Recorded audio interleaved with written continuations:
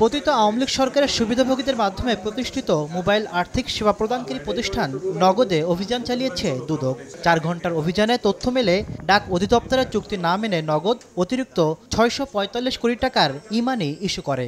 এছাড়া ভুয়া এজেন্ট দেখিয়ে 1711 কোটি টাকার ফান্ড সরিয়ে নেয়। পট পরিবর্তনের পর নবনিযুক্ত প্রশাসক বিষয়টি স্বীকার করে বলছেন, মানি লন্ডারিং হয়েছে কিনা খতিয়ে দেখবে দুদক। 3টা অনিয়ম, এক্সেসিভ মানি ক্রিয়েট করেছে, 2 ফান্ড সরিয়ে নিয়েছে, 3 নাম্বার একদম নিশ্চিত না শেয়ার হোল্ডিং নিয়ে কিছু স্ক্যাম হয়েছে। এদিকে নগদের 70% বেশি মালিকানা বিদেশিদের।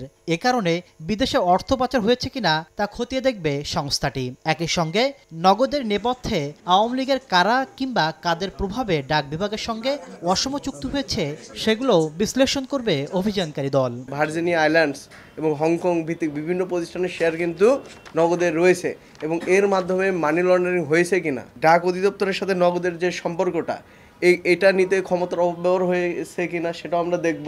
এরই মধ্যে নগদের প্রতারণার ঘটনায় মামলা করেছে বাংলাদেশ ব্যাংক।